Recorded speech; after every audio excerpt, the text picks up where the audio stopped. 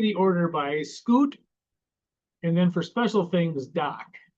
So Scoot and Doc. And I'm going to give you just kind of a quick overview of how we classify things. For instance, classifying expenses. The cost of goods sold is a product cost.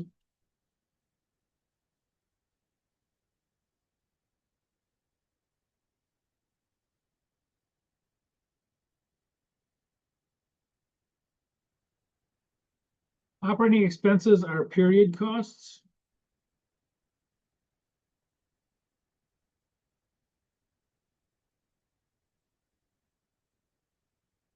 And other revenues and expenses are incidental costs.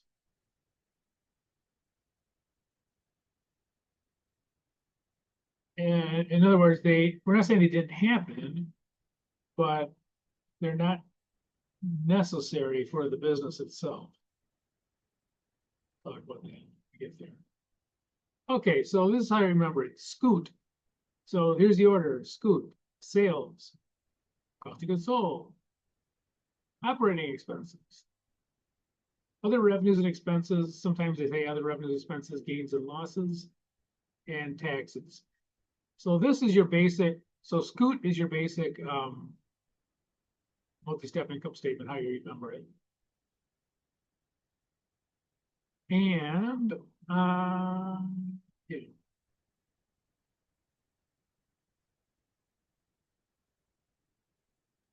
Okay, so we'll kind of go through the list here and see what we put in for each of these. And then we'll talk about the doc later. Okay, so for sales revenue, what you usually have is sales. Oops. Revenues. You'll subtract out sales returns, and sometimes they'll have allowances in there too.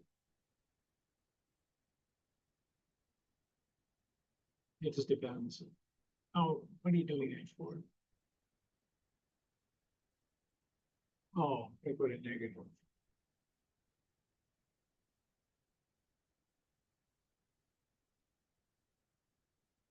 I think if I do this. Yeah, okay. And this will give us our net sales.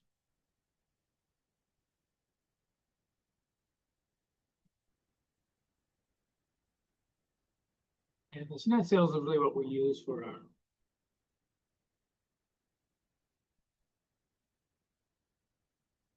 sales. You might ask, what's an allowance? An allowance is if something isn't returned, but you give them a discount on.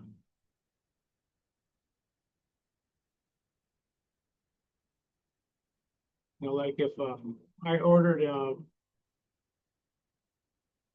a green marker, they sent me this. It's funny, it looks pink on the screen, but it's actually orange.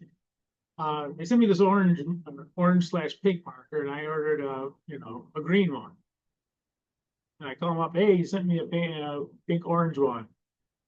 What? I said, anyway, I ordered a green one. You didn't send it. He said, well, I'll tell you what, we'll give you 20% off if you keep the orange pink one. Now that would be an allowance. So it's when something isn't returned, but you're giving them money. Now all companies say. Okay, cost of goods sold will just be our cost of goods sold.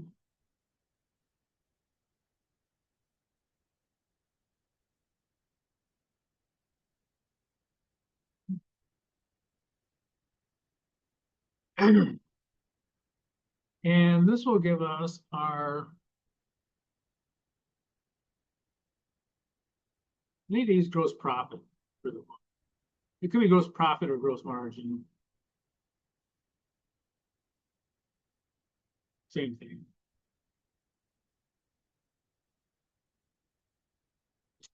Make that a color.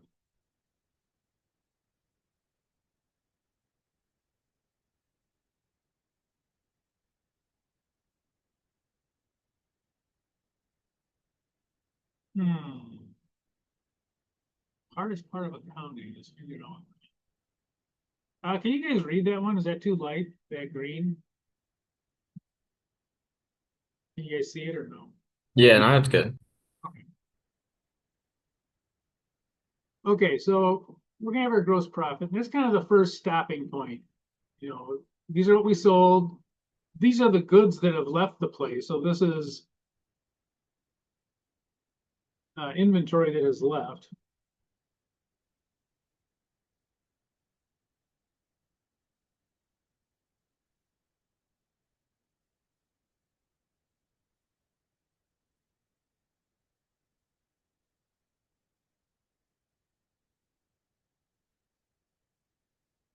So, you know, he sells, obviously he sells someone on the marker leaves. So that's gone.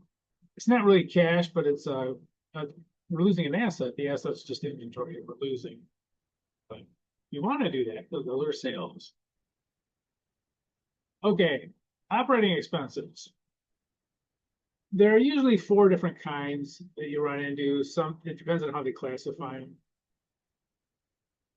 The two main ones are selling expenses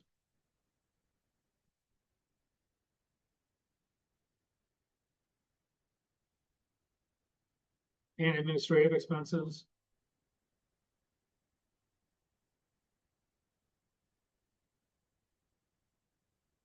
Those are two that most companies will have.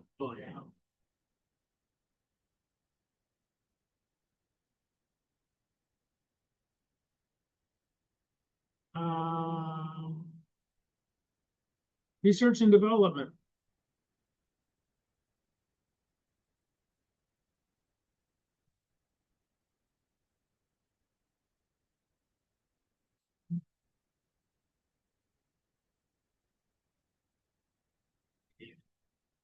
I'll check on it in a second.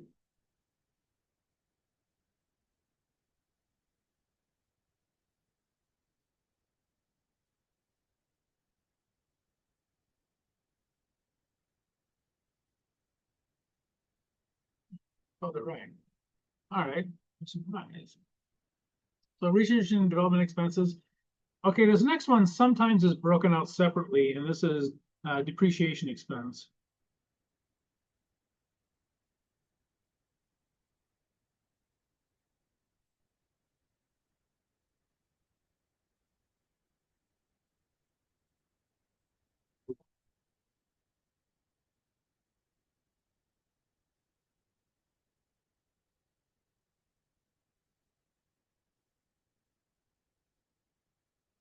And these are all, I should come up here, I should make sure that these are shown as negatives. So cost of goods sold gets subtracted out. These will all get subtracted out too. I should have done this earlier.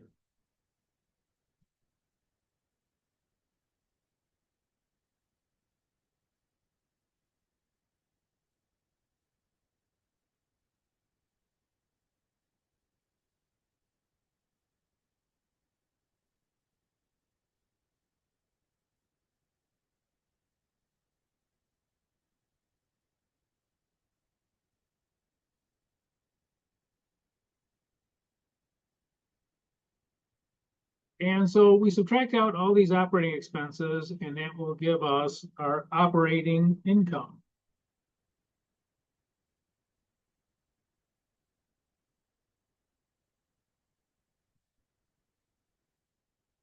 Make that green again.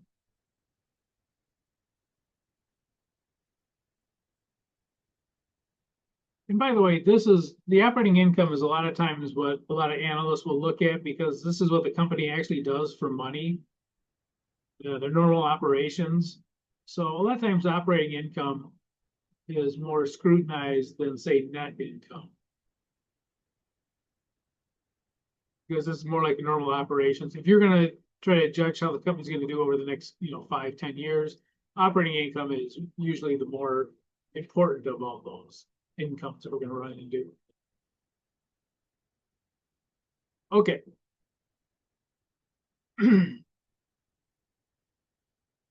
Other revenues, expenses, gains, and losses.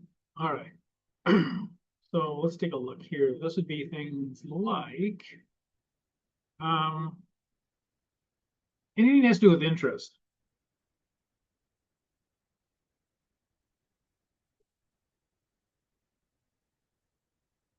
So interest income.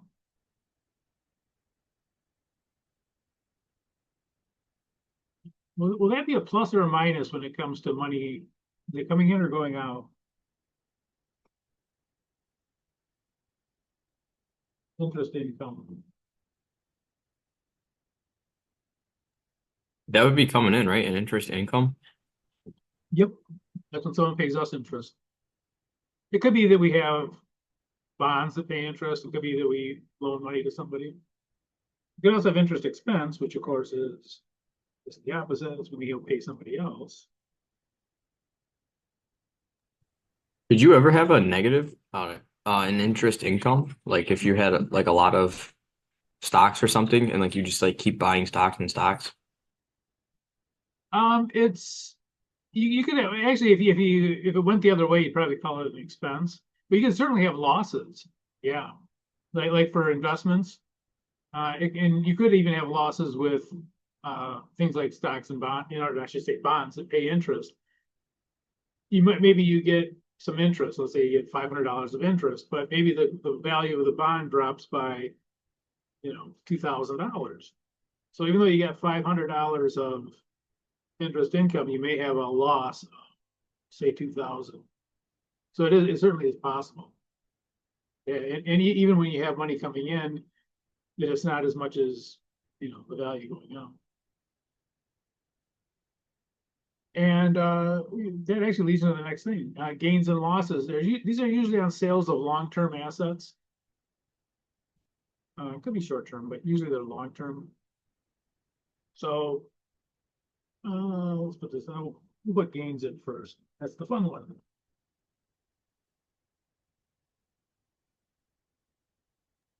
Would your dividends be in like the interest income and expenses? The ones you're paying out or the ones you're receiving? The ones you're receiving.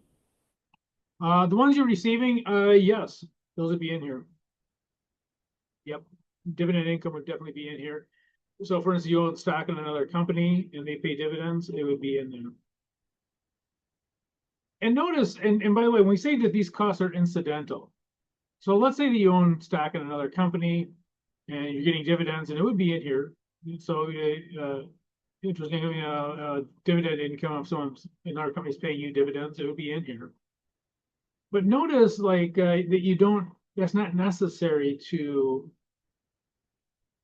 for whatever the main part of the business is. So they call these incidental because we're not saying they didn't happen, they did happen. They're just not one of the necessary incomes or costs for the business. So for instance, let's say Ford owns some shares of stock in Microsoft, and Microsoft pays my dividend and all that kind of stuff. Well, Ford doesn't really have shares of Microsoft to make cars. They can make cars without having shares of Microsoft. Now, we're not saying that they didn't have that business, but they did, but it's not necessary for the production. So these are things that are what they call incidental. They did happen, they're just not what we're really in business for. So for instance, gains and sales on assets, usually these are long-term assets, but the same thing with that. Maybe you have a delivery car that you sell and you make a gain on the sale of the delivery car. But maybe you're a pizza place. So you're a pizza place, you sell pizzas, you have a delivery car, you sell a delivery car, and you make a gain. You're not really in the business of selling cars, you're selling pizzas, but you did have a car, you did sell it, and you did have a gain on it. So we're going to account for it. It's just not going to be up here. It's not necessary. So these are kind of like the necessary costs. These are the costs that are incidental. Okay, minus, don't do that. Hold on.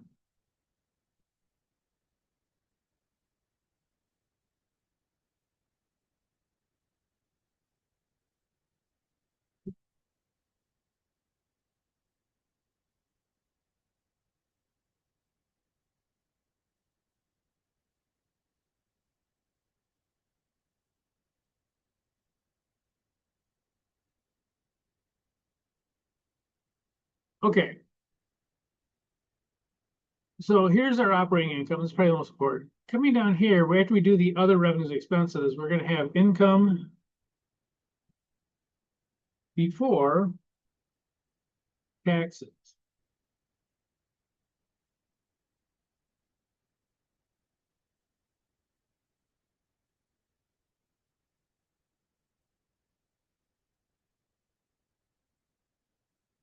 So we have operating income, and then we have income before taxes. Income before taxes is one that they also kind of look at sometimes a little bit more seriously than maybe some of the even net income. And that's because companies a lot of times don't have too much control over the taxes. They might have some, tax planning stuff, but for a lot of part of the time they don't. So anyway, this will be our income tax expense here. Usually it's a negative. It could be a positive. Oop. Yeah, I should put plus or minus.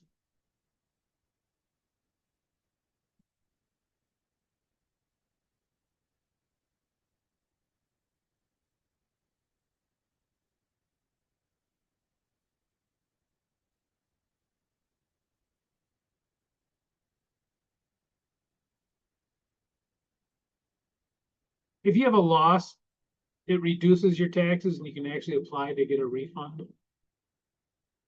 So it is possible, and we actually will run into a case today where we have a positive for our tax expense.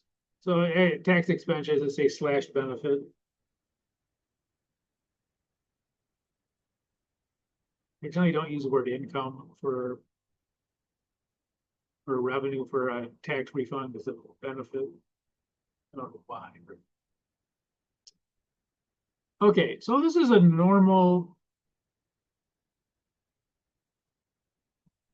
a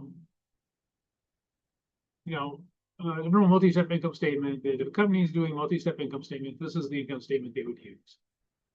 It would look like this.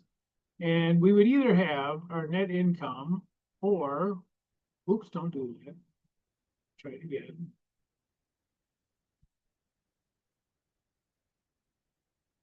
Or income from continuing operations.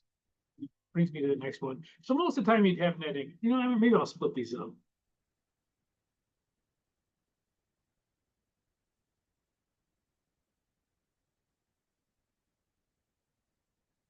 Because it's one or the other.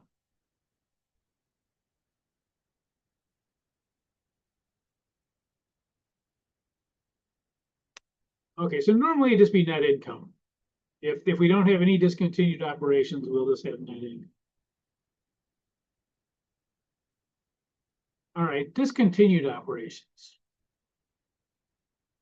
These are operations that we discontinued during the period at some point.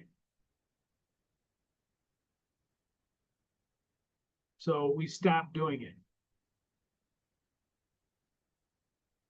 Now you may be wondering, okay, so why do we break that out separately? If we have these discontinued operations, why are we doing anything with it? Let's stop doing it. Maybe we're losing money on it. Okay, so they're losing money on it, stop business. You want to tell the reader that of these financial statements that don't expect to see this again. Because these are going away. You're not gonna, for instance, let's say we sell shoes and socks. That's our business. We sell shoes and socks. We sold shoes and socks for 100 years. We decide we're going to stop selling socks for whatever reason. Not as much money in it, or we want to focus on the shoes or whatever. So we stop selling socks.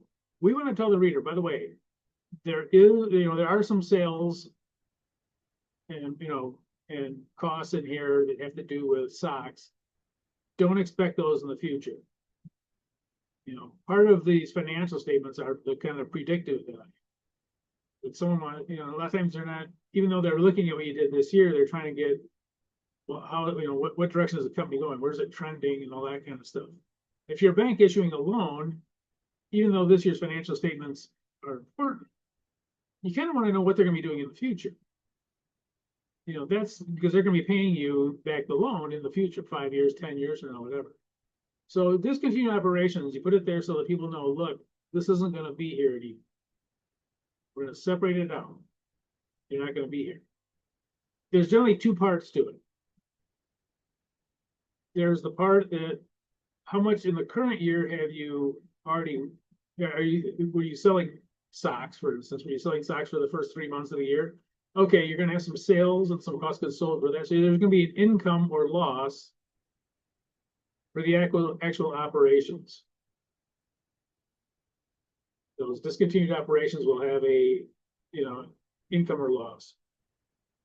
There also oftentimes is if you're selling it, we're selling the sock line, maybe you sold that sock line to somebody else, maybe you sold the equipment to somebody else, so that kind of stuff. So selling the actual business itself may have a gain or loss. So there's two things there. There's normal gains and losses, we'll say, from just running the business, selling socks. And then the second part is if you sold the sock business to somebody else, you may have a gain or loss on it. So there's the business gain and loss that from actual operations, but then there's also the business itself being sold. There might be a gain or loss on that. And we break that out and we do those taxes separately. We do it completely separate from the rest of the operations. The normal operations that are still continuing, we do those completely separate. We break out these discontinued operations so that people reading it know, oh, look, this isn't going to be there again. You don't expect any of this. Okay. So down here, you'd have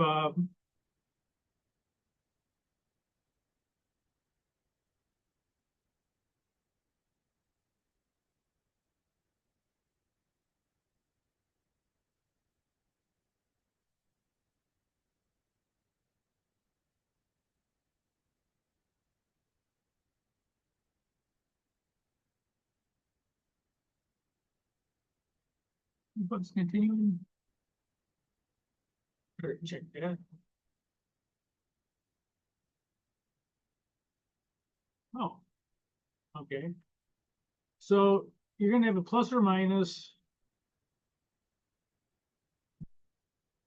operations.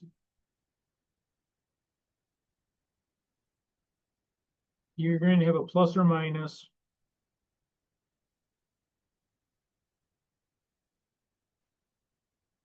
for gains, losses on sale of the business.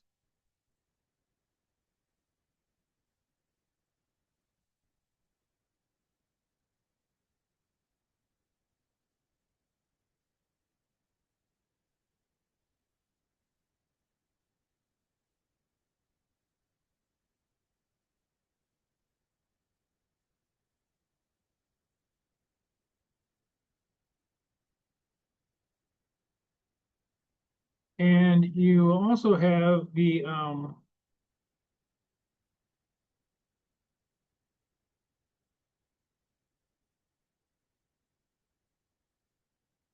oops, again.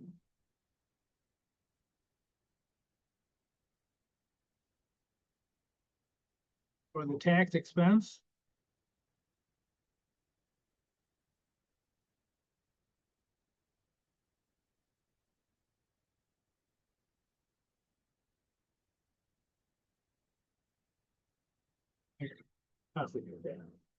Tax expense or tax benefit for the discontinued operations. And those together, and then we'll have the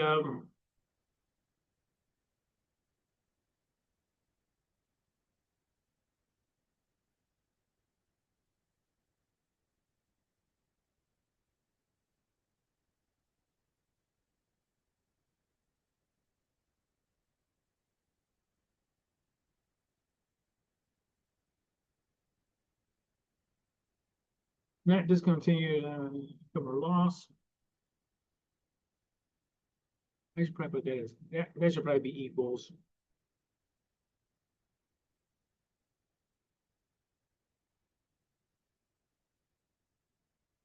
Okay, so If you have a discontinued operations,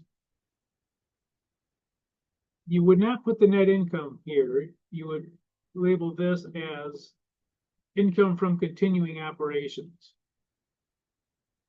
Down here, we'd have our actual net income. And again, this actually happened. We're not saying it did. It'll be part of our net income. But it won't be, but this up here will be our income from continuing operations. If we don't have discontinued operations, then it's just net income up here. Something wrong here. Okay, there we go. So if we don't have any of these down here, it's probably a better way for me to write it, but these would go together if we had discontinued operations, and this up here would be income from continuing operations. If we have discontinued ones, if we don't have any discontinued, it'll just be net income here. We wouldn't have any of this. You know, we don't have any of it. Questions on that? And this is what we're going to cover today. And I'm going to cover one more thing just because it's there. You guys probably didn't talk about this in your other classes yet. Maybe you did. Other comprehensive income. You guys talk about comprehensive income in your other classes? They're kind of unusual things. There are some things that are gains and losses, for instance, that they don't show up on the income statement, even though, you know, theoretically, economically, they are considered to be there. They don't show up on the income statement. Oftentimes, these are for things that are very large and things that are what I would call somewhat volatile. And that, you know, it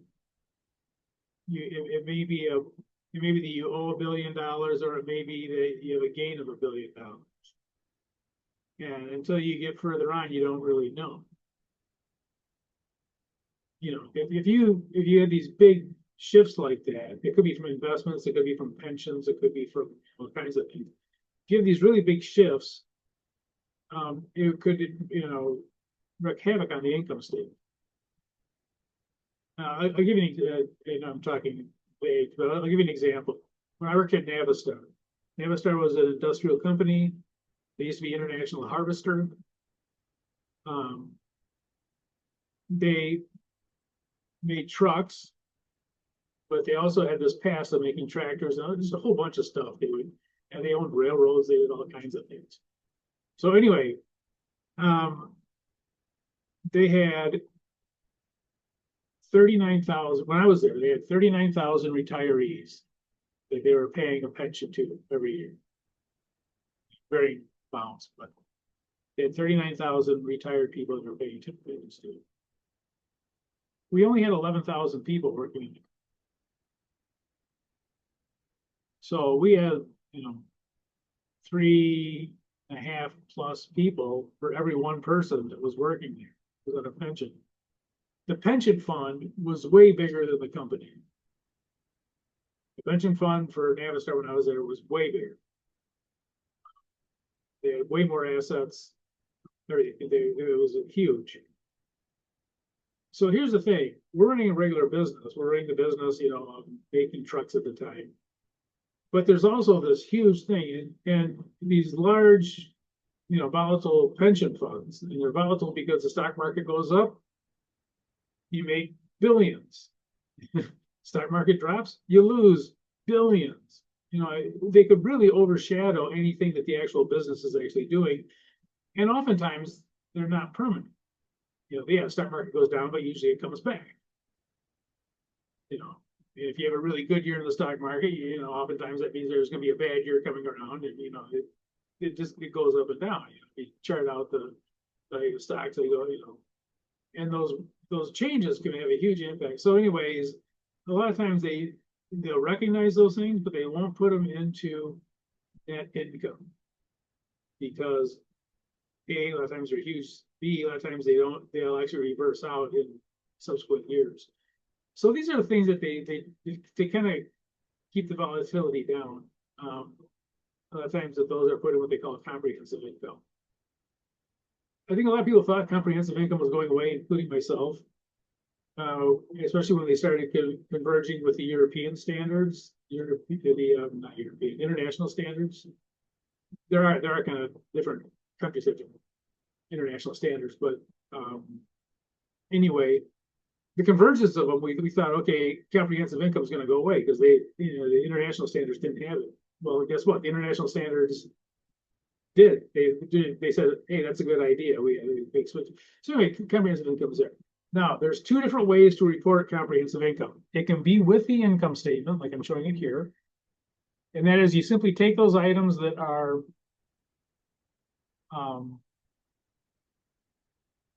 will be in comprehensive income, like things like pensions. Pensions are probably the biggest ones. There could be other tax issues. There's a few different things that can go into these. Sometimes there are contract things that go in there, all kinds of things. But anyway, a lot of times what they are is they're large things, and a lot of times there are things that can explain either way. But you can either tack those on the bottom of your income statement, or you could do this and have a completely separate comprehensive income statement. You would never see these in the past, but now you see them quite often. They'll have it broken out as a separate comprehensive income statement. And I think because there was confusion on it is why people break it out separately. So you'll have an income statement oftentimes, and then a comprehensive income statement, which will be an income statement with all this other wacky stuff in there. So there's two different ways you can have it. Sometimes you just tack it on the bottom of the income statement, which is what we're talking about, or you can have it a completely separate statement. For this chapter, we're not going to get into that, but I want to make sure that you know that it's there because you're going to see that probably half the companies tack it on the end of the income statement, and half of them now break it out into a separate comprehensive income statement. You'll have two income statements. One's net income, one's comprehensive income. And either way, it's fine. Okay.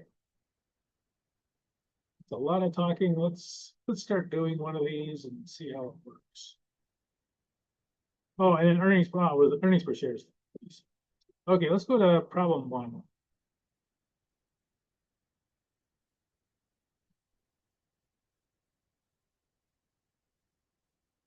Okay, so here's our, hey, I don't have it in there. I don't have this, well, here's the scoot. I'm going to copy scoot over.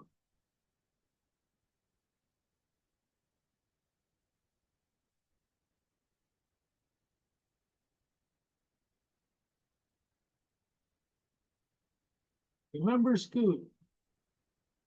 Scoot down. Okay, so here's scoot. Sales, cost of goods sold, operating expenses, other, and then taxes.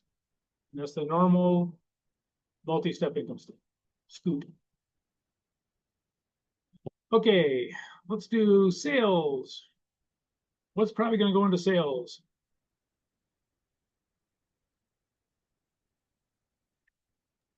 $512,000 minus the 10,000. Yep, yep, and yep. I copy both those at the same time.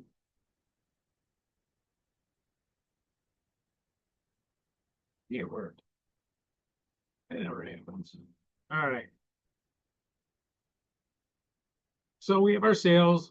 Excuse me. We're gonna subtract out our returns. Excuse me. One second.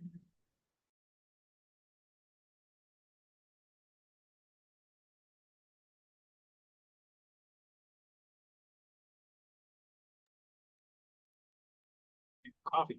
Well, I'm allergic to these multi-step income statements. Okay, so this will give us our net sales.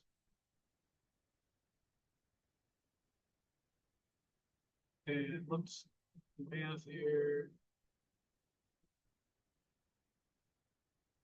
Oh. Yeah, and some of you are transcribing. I wonder if I should.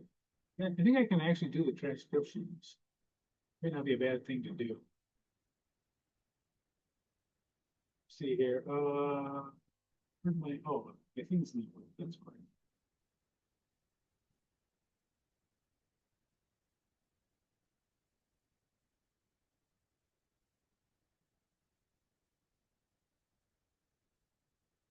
Okay, so these will be our net sales. Let's make those yellow.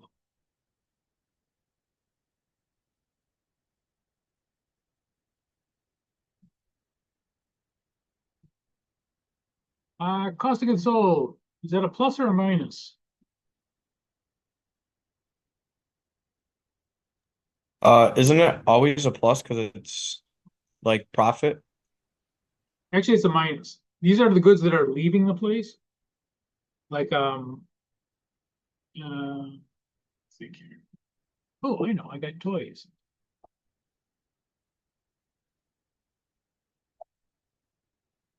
Here we go.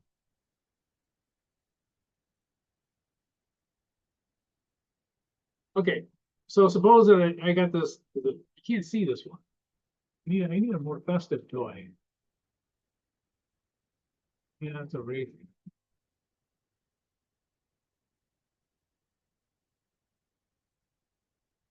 Oh, here we go. A SpongeBob. So this is yeah, well, so let's say I'm selling this. And I bought it for $3 and I'm selling it for 5. Okay, the $5 will be the sales coming in. The $3 will be the cost of goods sold. Now this is leaving though. Whoever buys this is taking it with them. So I no longer have choice. So cost of goods sold actually isn't dollars leaving. It's not like I'm giving them $3. They give me $5 and I give them $3 back. But I'm giving them, they're giving me $5 and I'm giving them this, which I paid $3 for. So that's leaving. Um, and that's gonna be the cost of goods sold. So even though it's not actual dollars leaving, it's the goods that are leaving. And I didn't finish this one. Okay, so cost of goods sold, this is stuff leaving. And this will give us our, this will give us our gross profit or gross margin, and they're the same thing.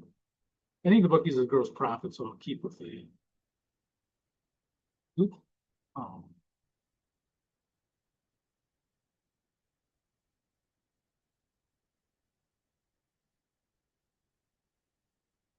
So we sold stuff for 502,000. We paid 220,000 for the stuff we sold. So we had a profit of, excuse me, 282,000, and that's just on those goods. So the goods themselves, we bought them for 220, sold them for 502, and this is a profit.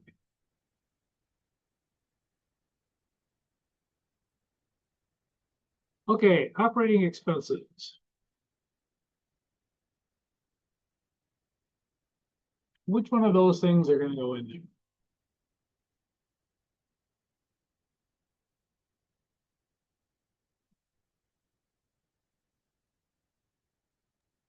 The selling, administrative, and research expense. Yep, yep, and yep. Okay. Yep, yep, and also that's. Oh, what happened here? Okay, I'm gonna copy these over.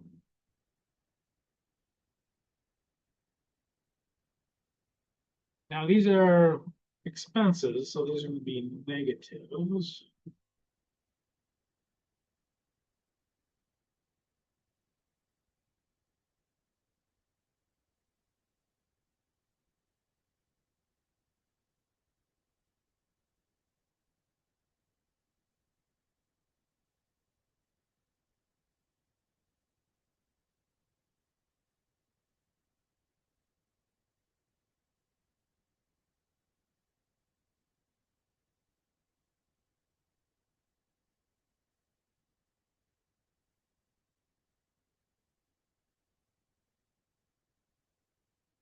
And this will give us our operating income. So we're gonna take the 282,000 minus those, and that'll give us our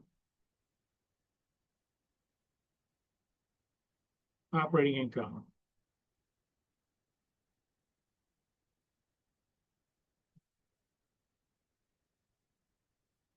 It's kind of a funny way.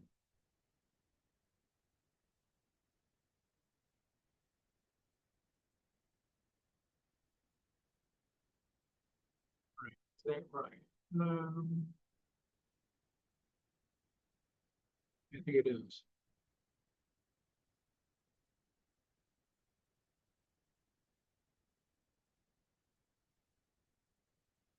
Yeah.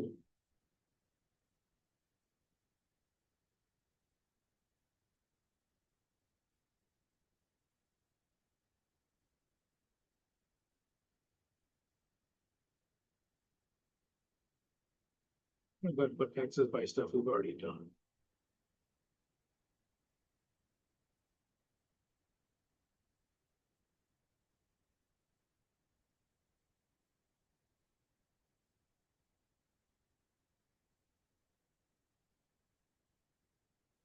Okay, so we've done sales, sales return, cost of sold, selling, okay.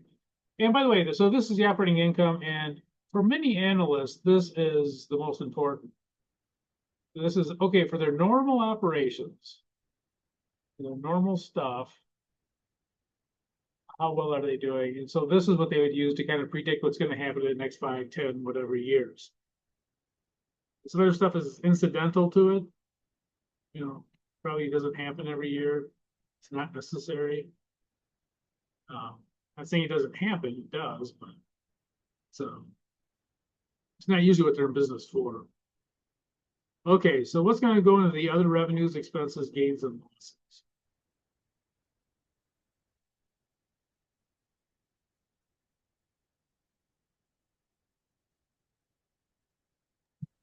The interest revenue and expense, and then the gain on sale of equipment.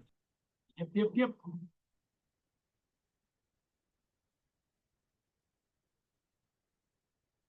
Okay, now, so these are going to be, see, the interest revenue, we plus.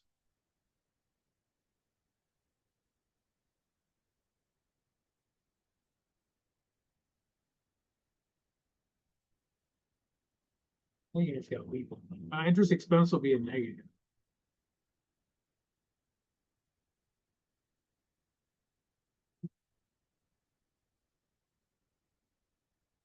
And gain on sale of equipment will be a plus. So gains are pluses.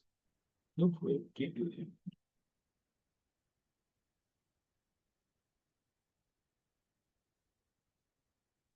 Expenses and losses are, okay, so this one, okay, wait, I didn't do this one. This will be a negative.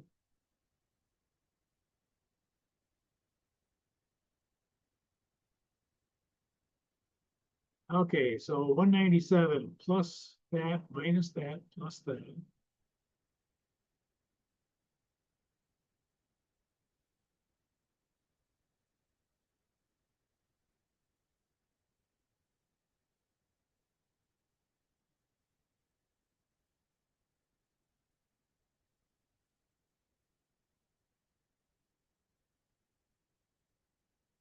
Okay, so this will be our income before taxes.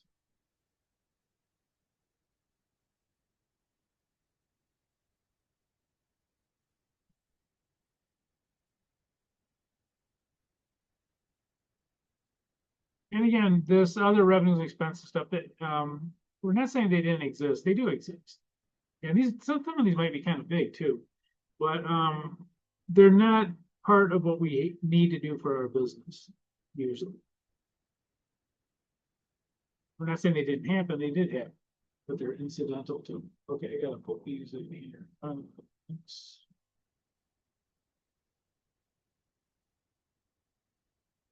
Okay, income taxes. Income tax expense is 10% of income before taxes. Calculate. 20,000. Yep.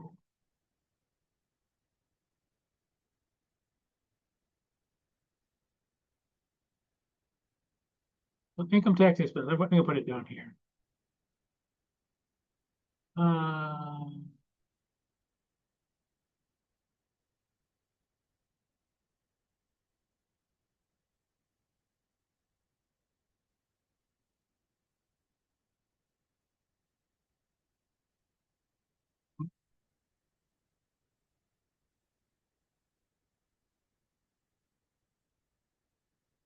20,000, you said.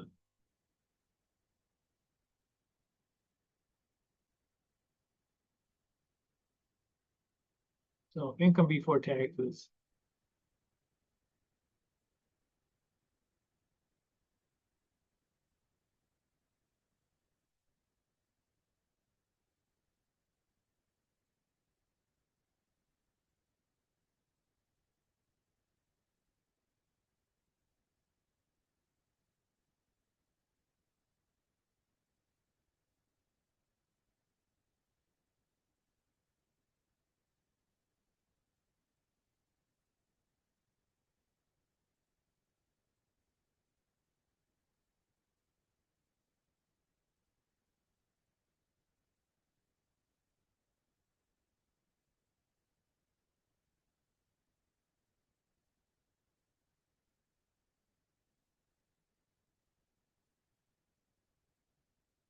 So it's a 200,000. So this will be, the income tax expense will be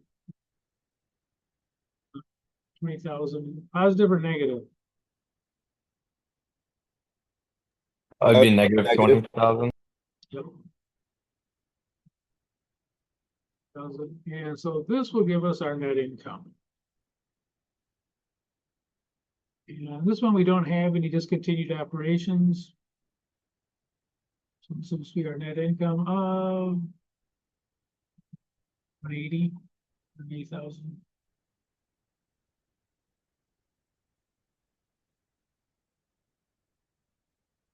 Yeah, where's the thing?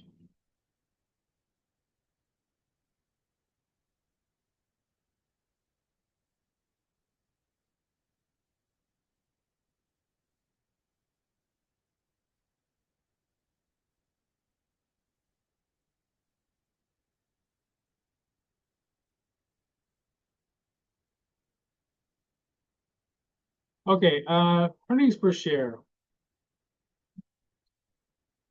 Let me go ahead and put an extra earnings per share, because we're gonna do that right this moment.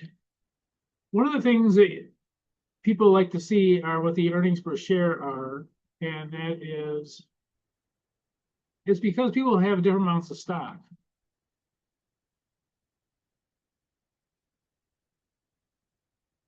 So earnings per share and dividends per share, it tells people like, okay, how much are we actually making on, the number of shares of stock I own. So, what are the earnings? If I own 1,000 shares of stock, what are my earnings basically for those 1,000 shares of stock? Remember, I'm an owner. So if there's earnings there, part of those earnings are mine. And so, if I own 1,000 shares of the stock, I want to know how much someone else might own 500 shares. They want to know how much income they had, how much, So telling people what the earnings per share is it's one of those common things. It's one of those things that people look at, you know, maybe even too much, but earnings per share is actually a very important number. And companies will often talk about earnings per share. They don't even talk about net income. Oh, income and earnings are the same thing. So net income and net earnings are the same thing. You'll see them used interchangeably.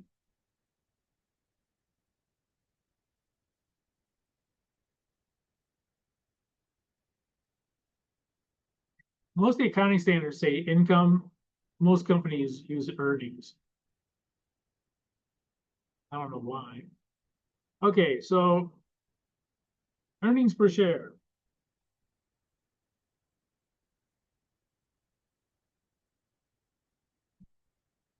Do the calculations down here. We had earnings of 180,000.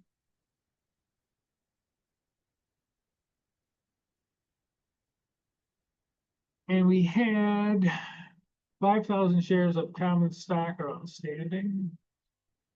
Shares of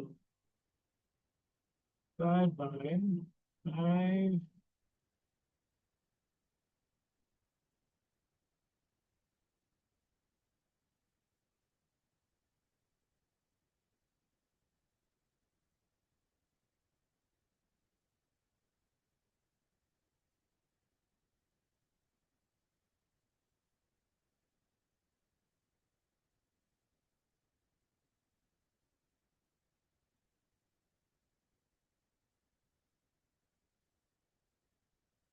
Is that right?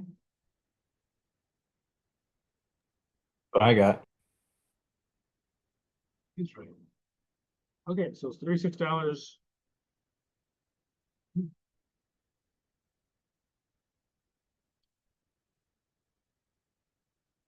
Okay.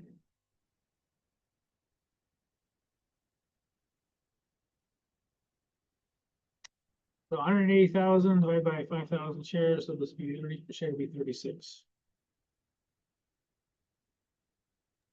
Is that basically what the PE ratio is of a stock, or is that something else? Uh, it is included in the, it's actually included in the calculations of. And, but the price earnings ratio, you would have to, you have the price over the top of that. So yes, it is included in that ratio. So for instance, let's say the price of the stock was,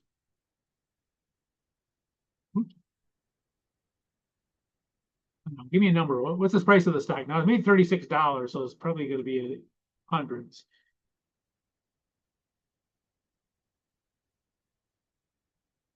Let's say it's $600 a share. Not sure if that'll work out well. Yeah, so the price earnings ratio would be 600 divided by 36.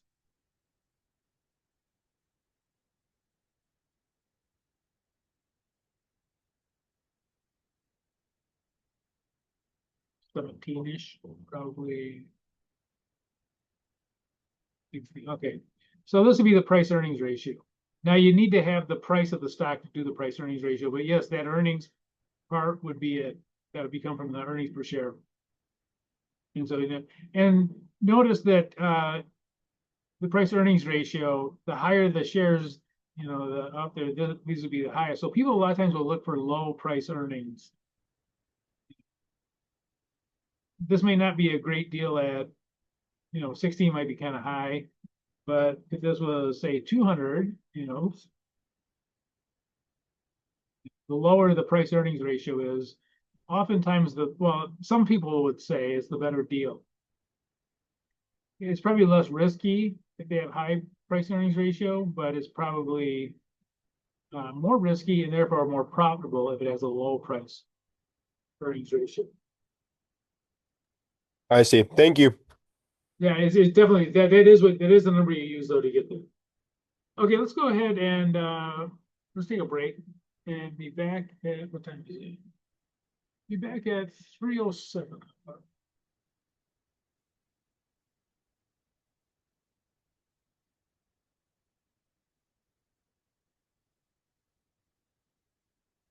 Oh, 3:08. Didn't type fast. I'll be back at 3:08.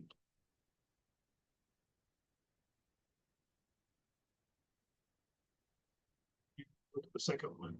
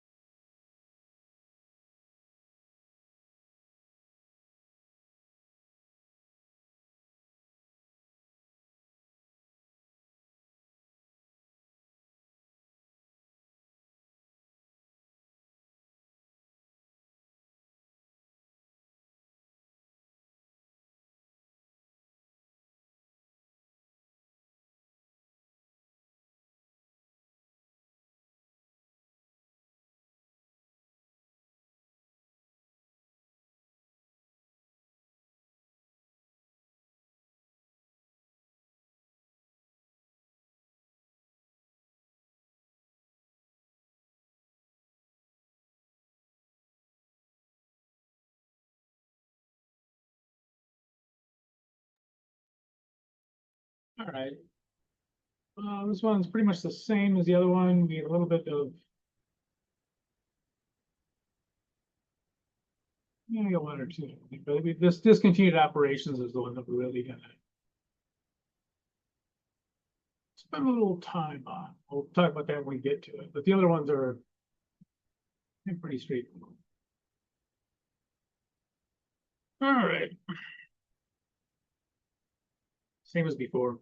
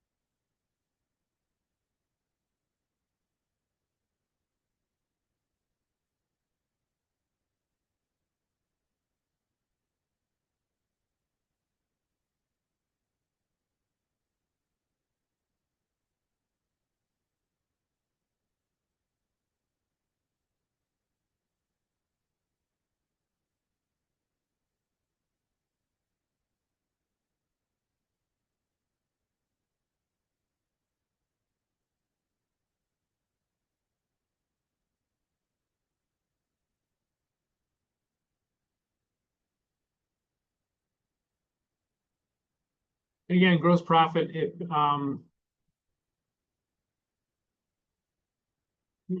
the same thing as gross margin, right? If you put gross margin in, it's fine.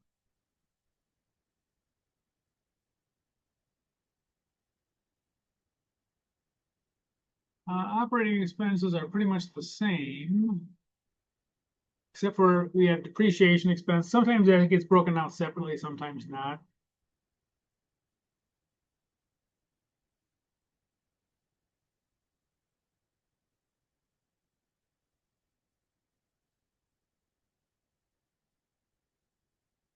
And if the depreciation isn't shown separately and you need the depreciation, for instance, to get cash flows, something like that, you can find that in the notes. So the depreciation expense will be in the notes to the financial statements for the operating. So they might be included in, say, the selling expenses or the administrative. They may include, excuse me, the depreciation expense might be included in there. For instance, depreciation on the stores, depreciation on the headquarters, and all that stuff. So if they don't have it broken out separately, you find it in the footnotes.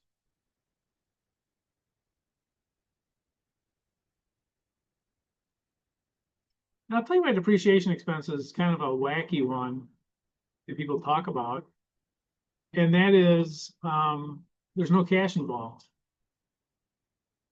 It's an expense, but there's no cash involved. If you buy a car for $20,000, whatever, you drive it off the lot and it goes down by $2,000 because now it's a used car, you don't actually write a check for $2,000. There's no cash involved. So depreciation doesn't have any cash involved. So that's why people a lot of times will break it out separately. And then, generally speaking, it doesn't matter.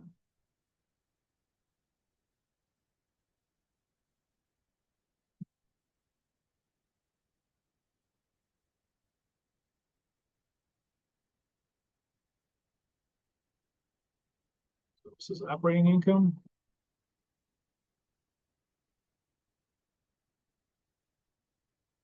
By the way, if I put something up incorrectly, let me know.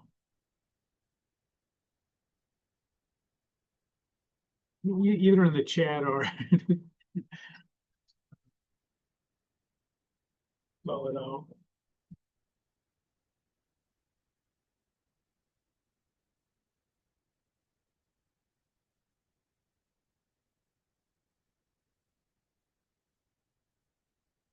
Incidental stuff. Interest revenues is a plus. Interest expense is a negative.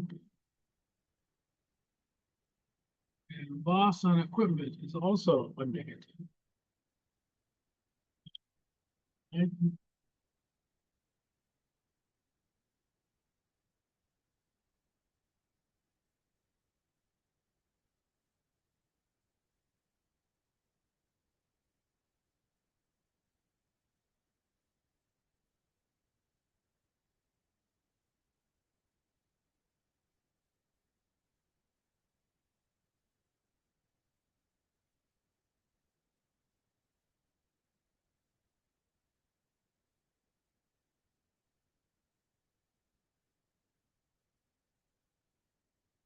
So our income before taxes.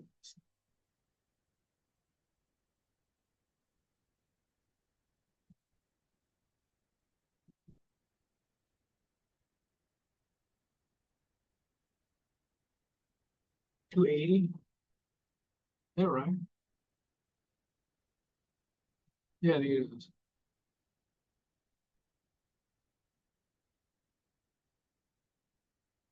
Yeah, because these would be +2, right? So, yep. So, income tax expense.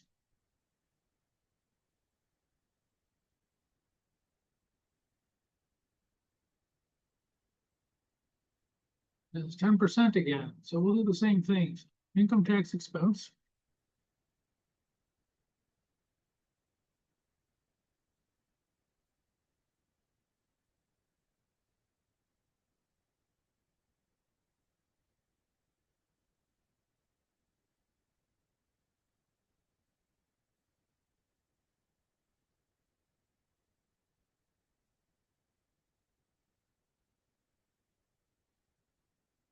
What? 280,000.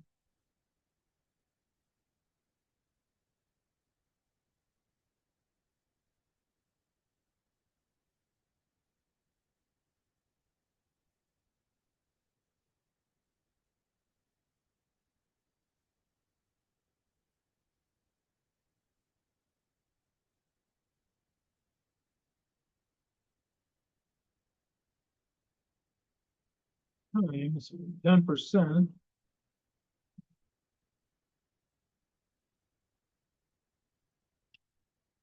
28,000.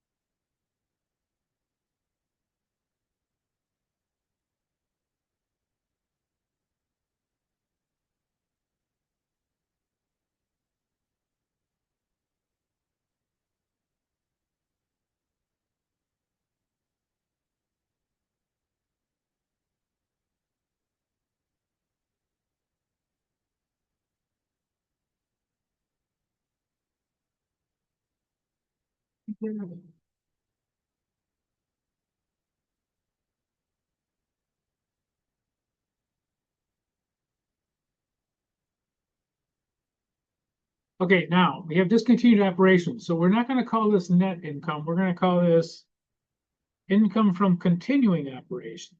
So this is different. Oops.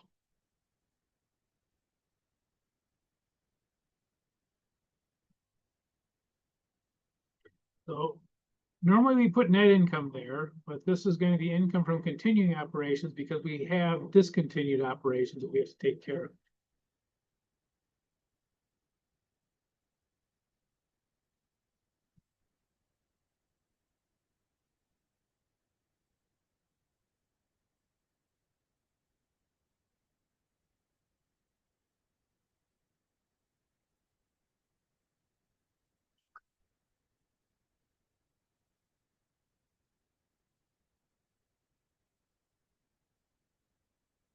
So this is similar to our net income, but this is only for the continuing operations because actually we're going to have discontinued operations.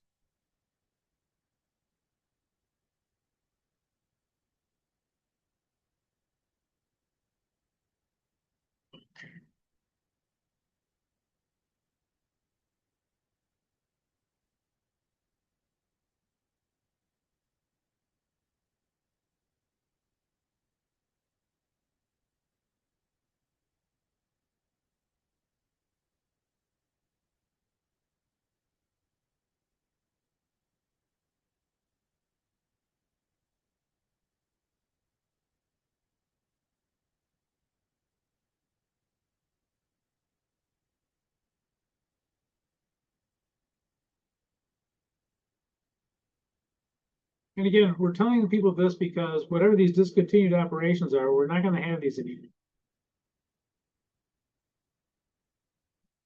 You know, our true income for the place was 252, you know, plus this, minus that, whatever. But the taxes are gonna be broken out separately for the discontinued operations, because they're gonna be gone completely. These are the taxes that are only for the continuing operations. You write that in.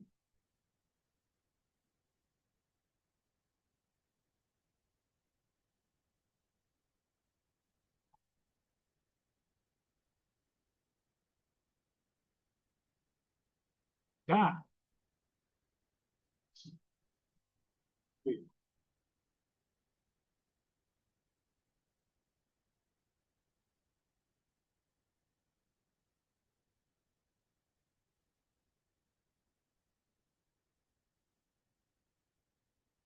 Okay, so coming down here, we have to figure out what our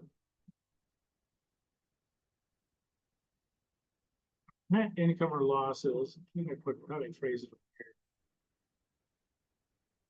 Net discontinued operation income, okay.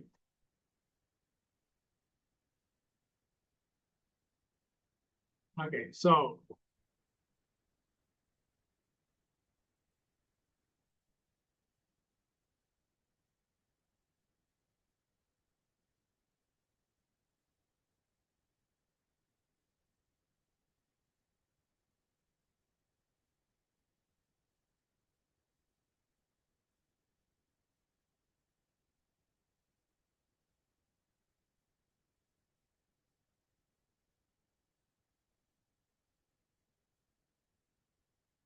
before taxes, we have to figure out what it is. Okay, is the income, we have income from discontinued operations, is that a plus or minus? That was all profit, right? Yep, a plus. The loss. Minus. So our discontinued operations, we will have additional income of 20,000 before taxes.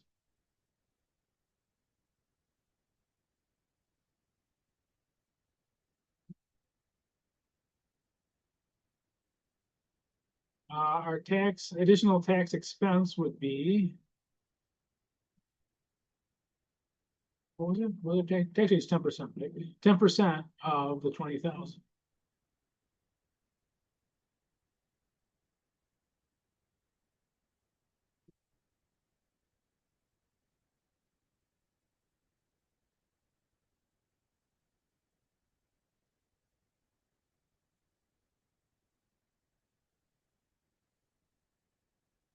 I'm gonna write 20,000.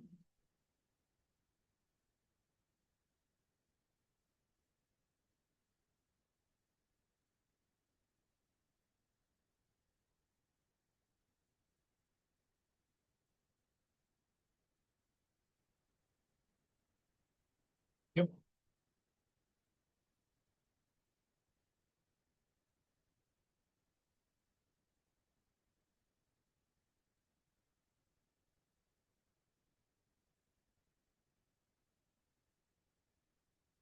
Okay, so this would be negative 2,000 we gotta pay on this. Should make that something. Color.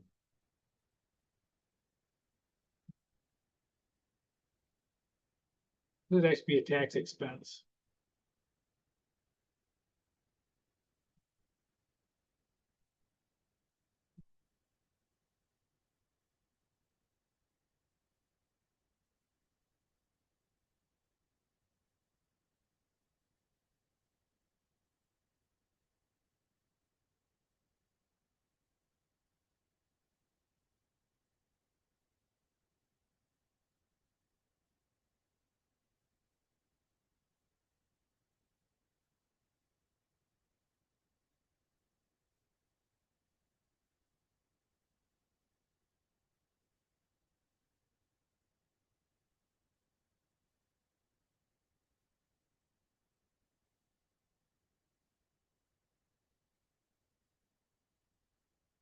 Did not space this well.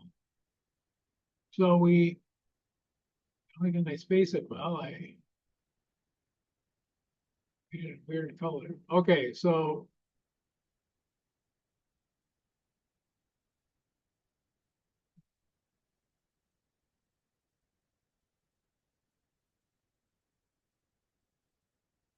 I gotta insert a row here. I apologize. Thought I had that all worked out, but I didn't. Okay, so this would be our net income.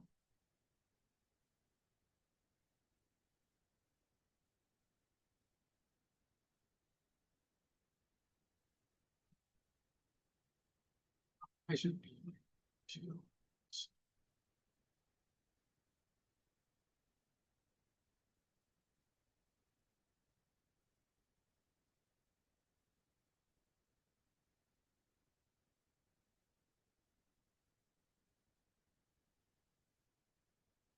All right, so we have 252 plus this gain of 18,000.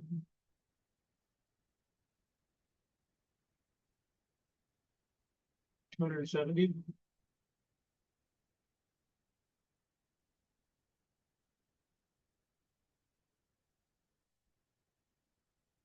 Okay, now we have to do three different earnings per share calculations. It'll look like this.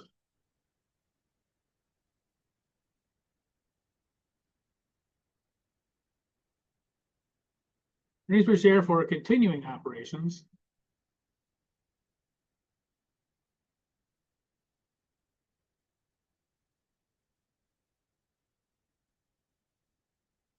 Earnings per share for discontinued operations.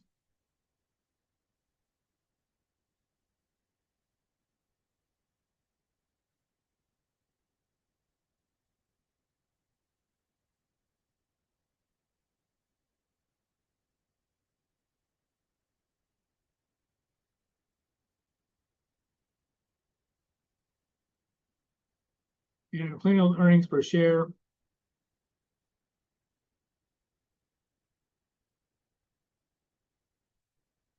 for our net income. Oop.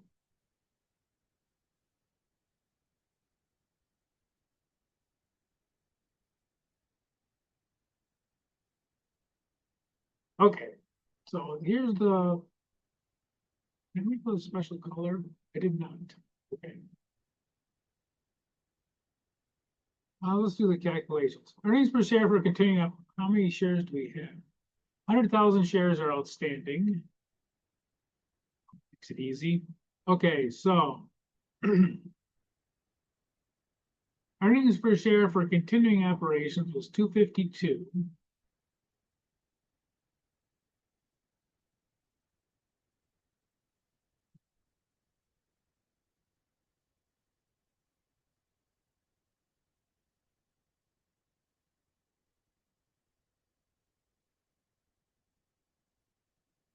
Divided by 100,000 shares, 100,000 shares.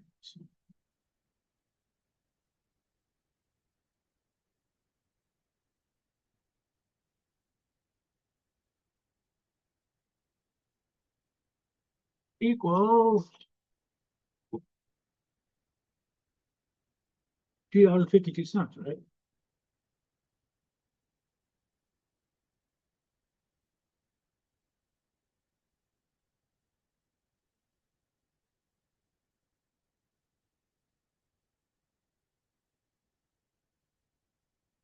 Oh.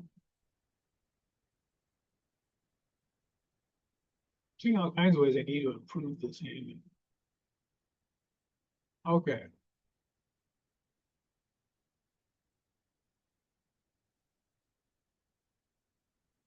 I'm gonna color coordinate these.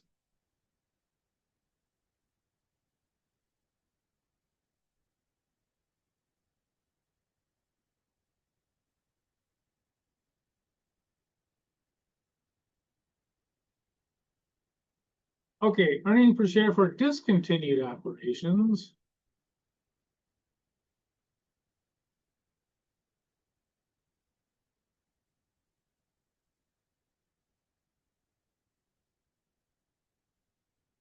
18,000.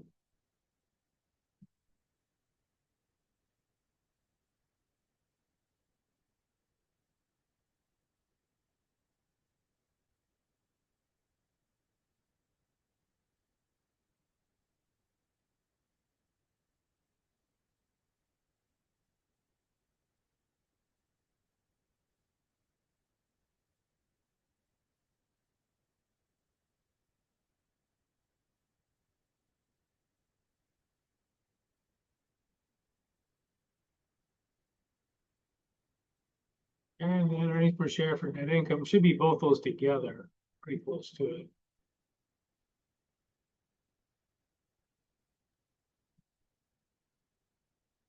Might be off a little bit because of rounding. No, it shouldn't be in this case.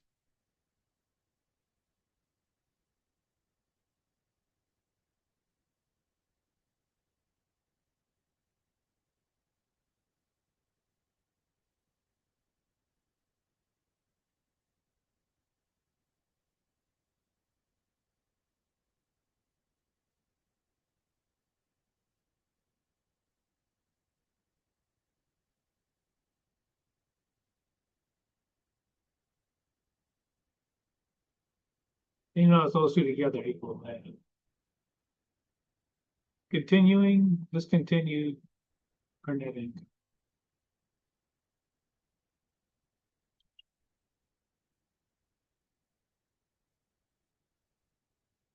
And by the way, you know, going into the next year, you would tell your, you know, the people who would be reading this would not be counting on that 18 cents earnings per share. It's not going to be there next year. It's going to be gone. So this is probably the one that we're going to look at the most.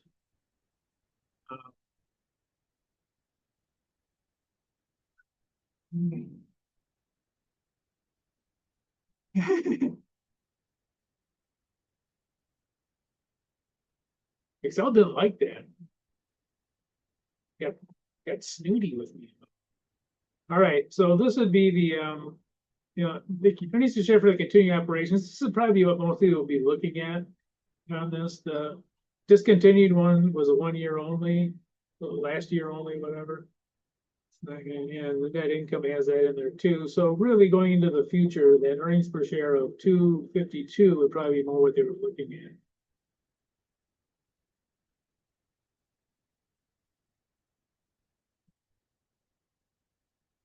Any questions?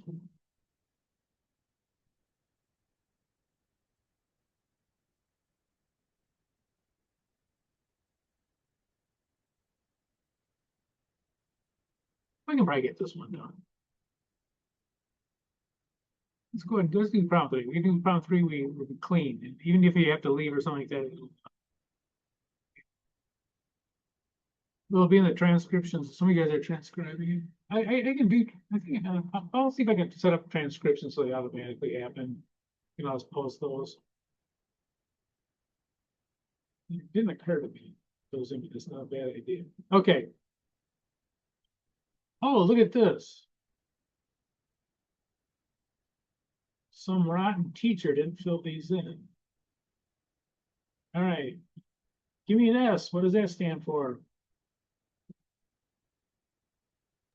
Sales revenue. Yep.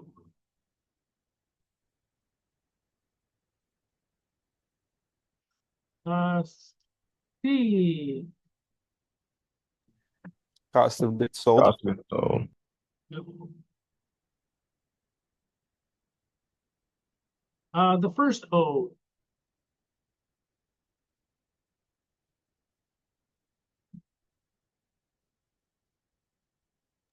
the operating expenses, right? And then it's other.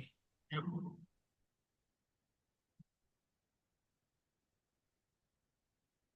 Yep. The second one is the other, and you have to put all these in, but I'll put them in just because.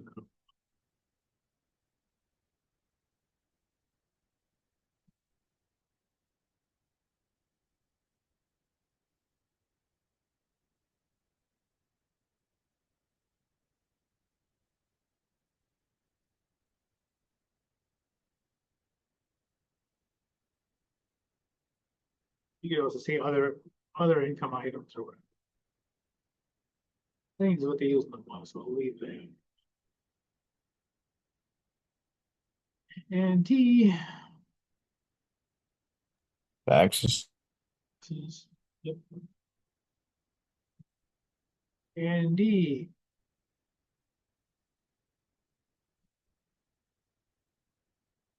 The discontinued stuff. Yep.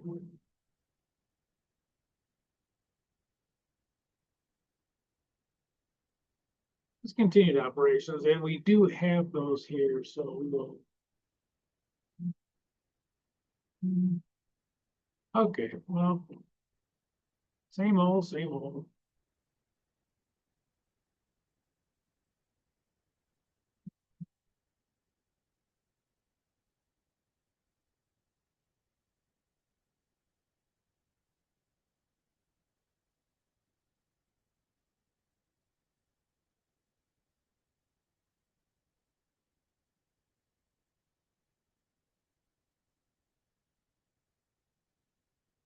Oops.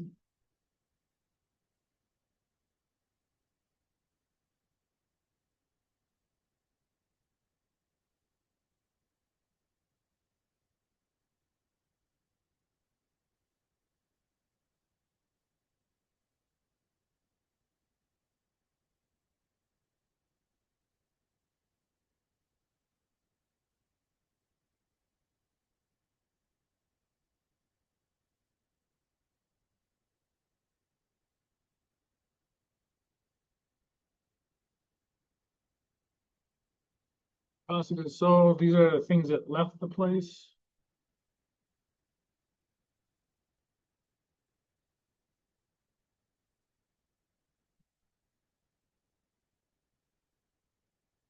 Their gross profit,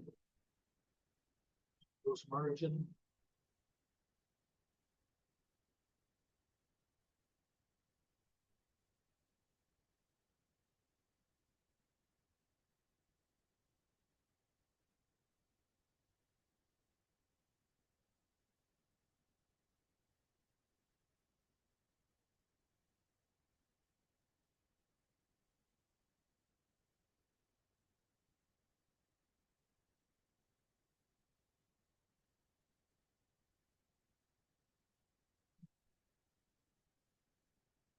You have two operating expenses.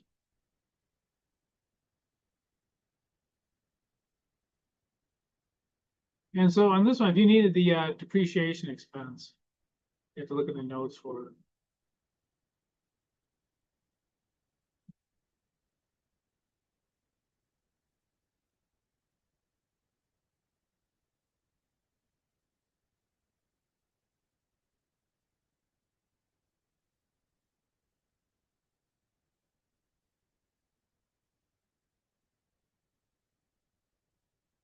Your operating income.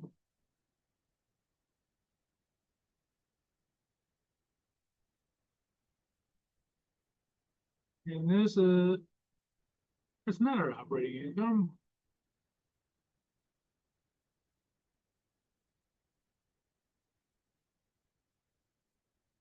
So 517 minus that. Is that right? So it's 150. Yeah.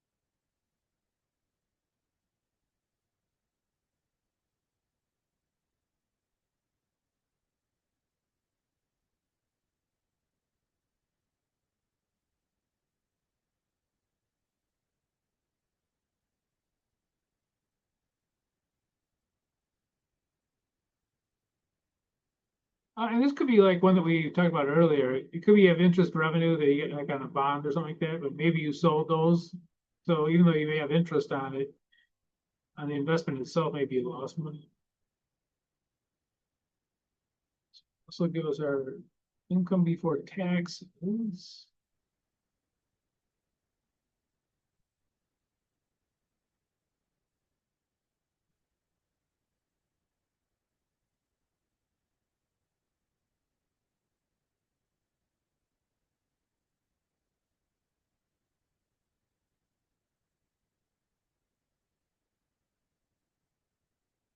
By the way, make sure you check my numbers. Yep. Something stupid. Not, I got the same thing, but I try to do it on my own, but I got the same thing so far. Okay, all right. Thank you.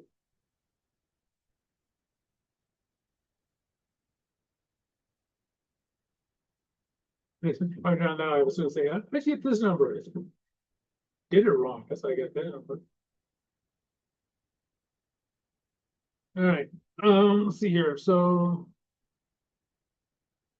Income tax expenses, 10%. Okay, that's.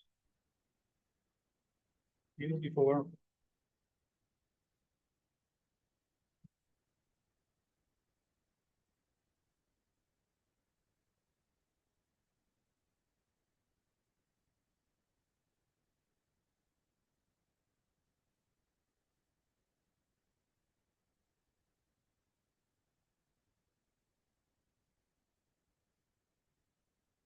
Uh, 46,000.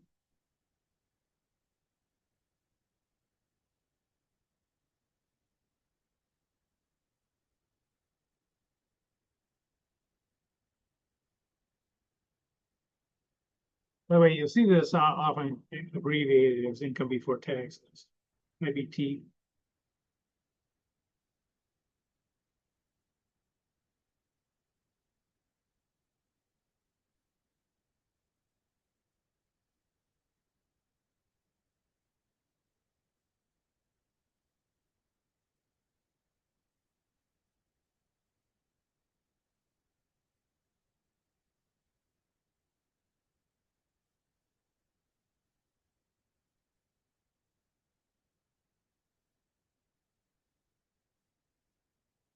Okay, now this is going to be income from continuing operations because we have discontinued.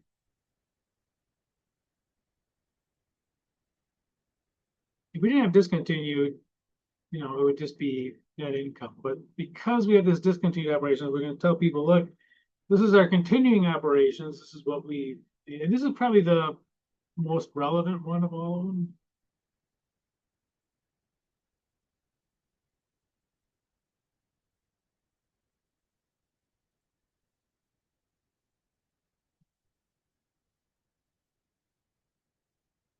Because this is the one that's most likely going to be, going to the future. This one you're going to use to help predict the future. This is gone, so we're not going to use those. They're not there anymore. So, do you know whether this is a good investment? You would probably.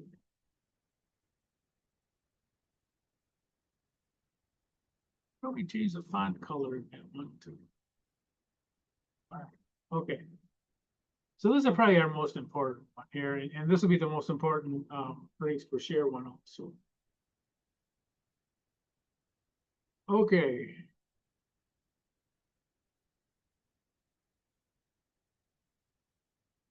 These are both losses. Okay.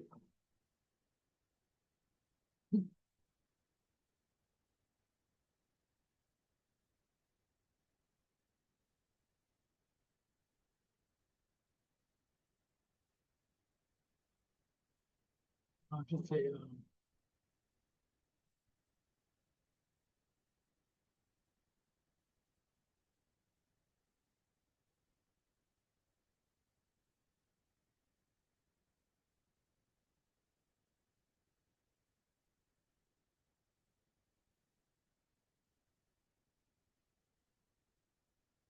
cheat and see what I did. Okay.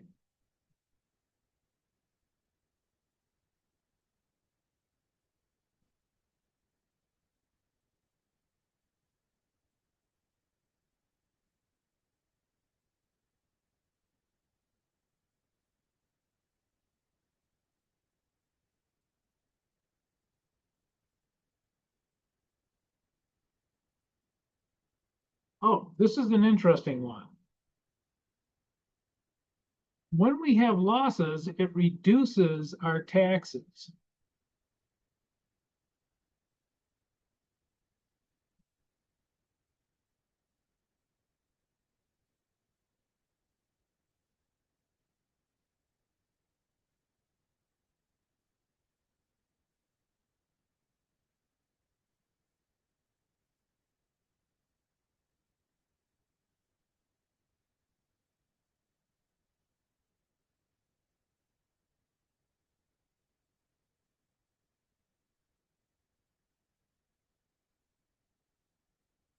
It's gonna be called a benefit. And it is 30,000 times 10%.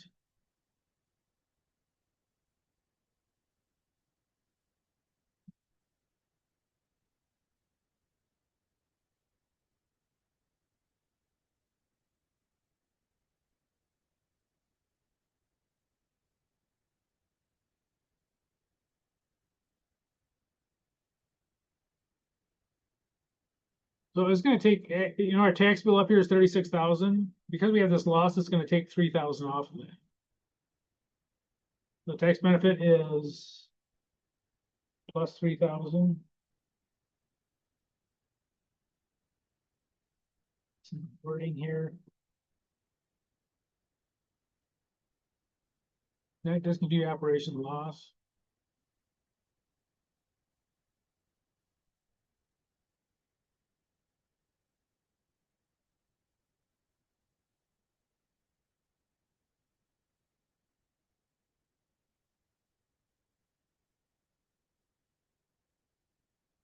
We really didn't lose 30,000, we only lost 27,000.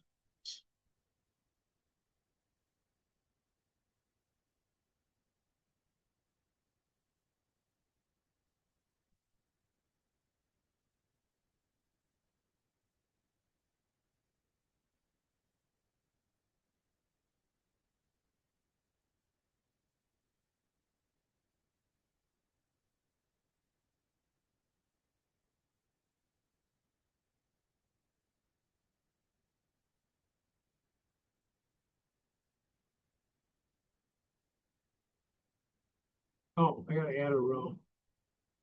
I apologize for that.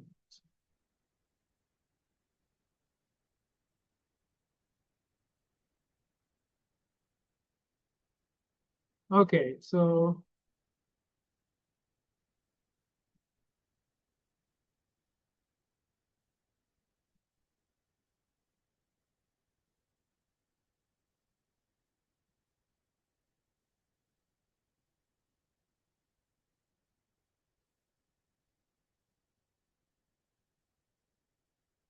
okay, so see, so this will be our net income.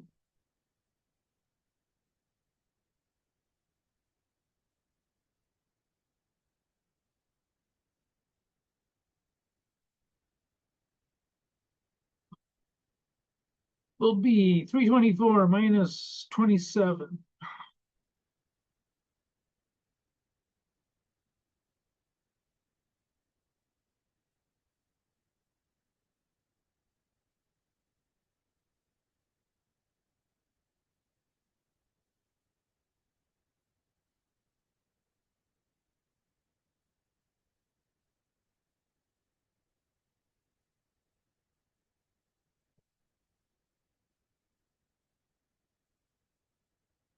So anyway, that loss on the discontinued operations of 30,000. While that loss is obviously not what we want, the tax benefit of that is that we will actually save $3,000 because it is a loss.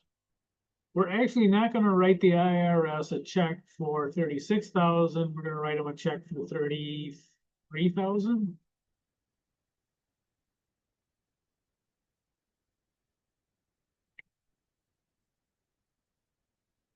I don't think the IRS would probably care whether these are discontinued. But anyway, so this will be our net. So okay, so now we're ready to do our earnings per share. And I'm going to be lazy.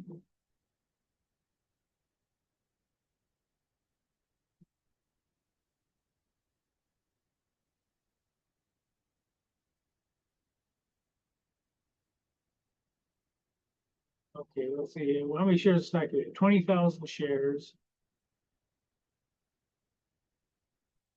Okay, so.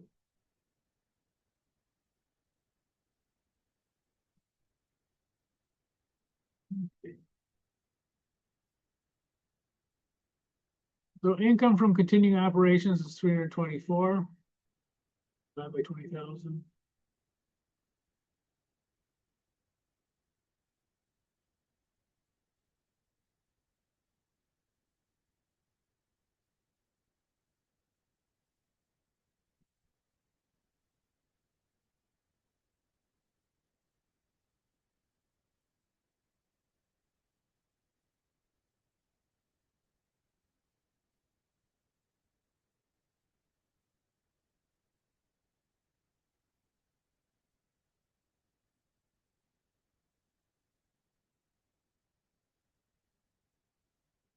$16.20, is that what you guys got?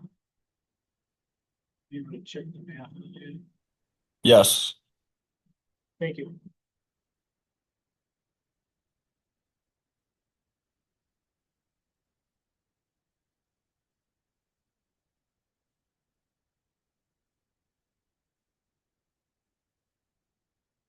Okay, this was negative 30,000.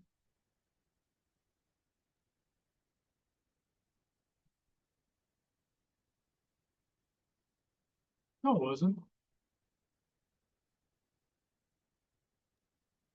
Should it be 27,000 negative? Yes, it should, thank you.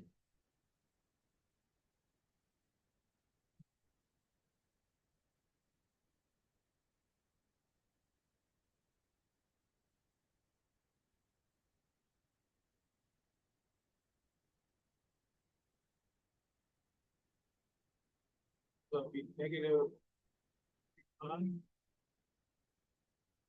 You change this to 20,000 shares. And negative.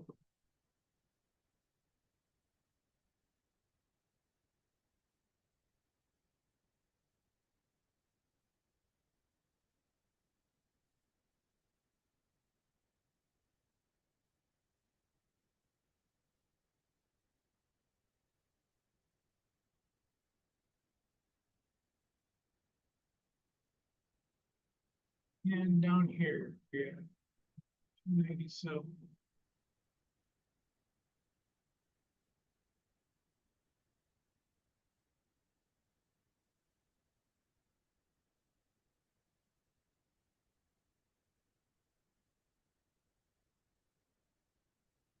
$85.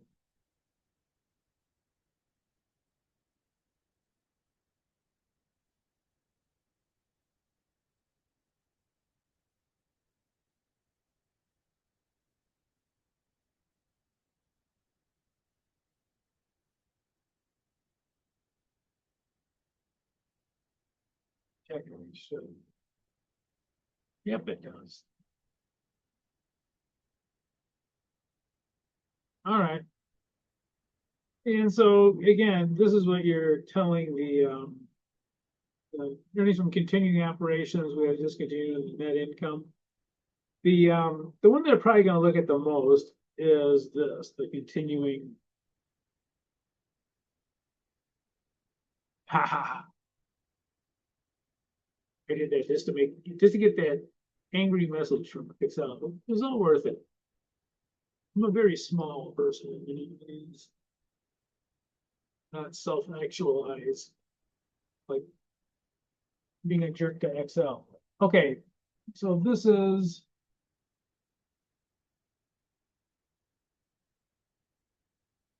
we can turn this in. Who do I have it in there? You get it.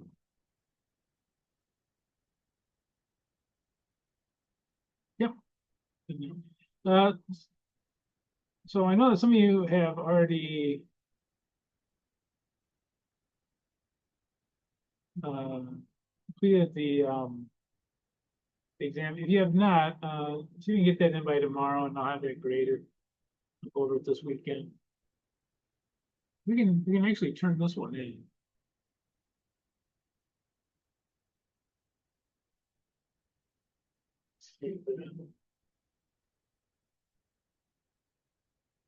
Okay. Any questions? Wait, so if you do that W thing with the Excel, will it fix the formatting too? Which one? Like, how do you fix the formatting for Excel when you submit it? Because I do it on Excel, not Word. Oh, no, actually, you can just set, I'm not gonna pull it up because I don't want to show people's grades. But no, go ahead and submit it. It's gonna look funny on your screen. I always, for the Excel ones, I always just pull them up in Excel and they're fine. So Okay, thank you.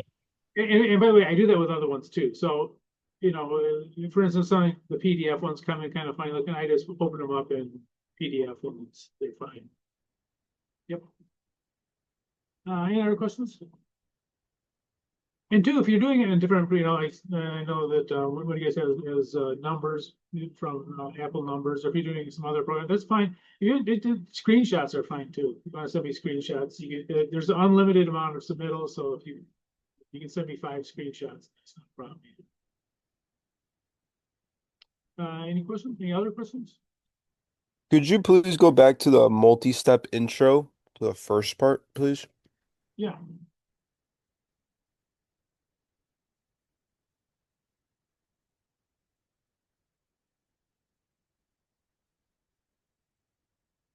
Far out, go over it. Yeah, that's good. Thank you. Yeah, and the comprehensive income, we're not going to do anything with that. I just put it there because you'll often see that with an income statement. You're wondering what it is and why did we cover it? It's because it's a bunch of wacky stuff, and sometimes about half the time companies tack it on the bottom. Usually they don't have much; they'll tack it on the bottom. If they have a bunch of stuff, sometimes they'll have a separate one. I would say, like for publicly traded companies, it's about half and half. About half of them show it, about half as a separate comprehensive income statement, about half of them just tack on the bottom of their income statement. And either way is acceptable. If you're wondering, well, what are these things and where do they go? These go directly into the equity section. So these are in the equity section only. They don't go through the income statement.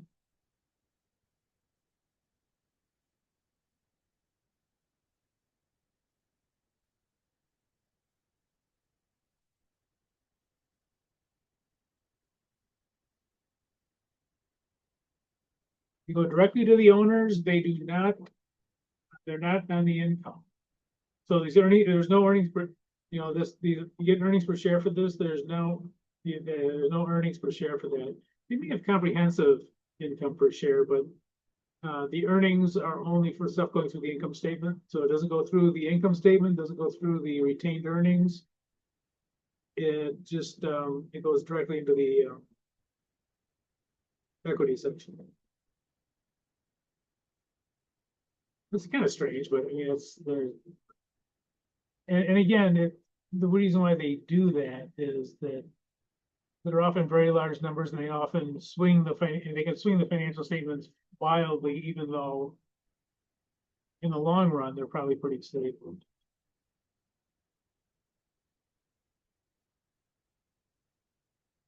When I was at Navistar, I think we had a far bigger gain in our pension than we had in our regular company operations. Several times the size, even though it was for a pension that we but it would be misleading for people to think that that's normal operations. But it's not. It's a pension fund. It's invested in a bunch of different companies. Has nothing to do with making trucks. So it was that's why it's kind of separated now. Okay. Any questions? Okay. Well, again, if you haven't got to turn the test in, focus on that. And if you have any other questions, feel free to contact me. But we'll continue on with this next week. There's a few more little quirky things to go into it. And I will see you guys in a week. All right. Thank you. Have a good night. You can-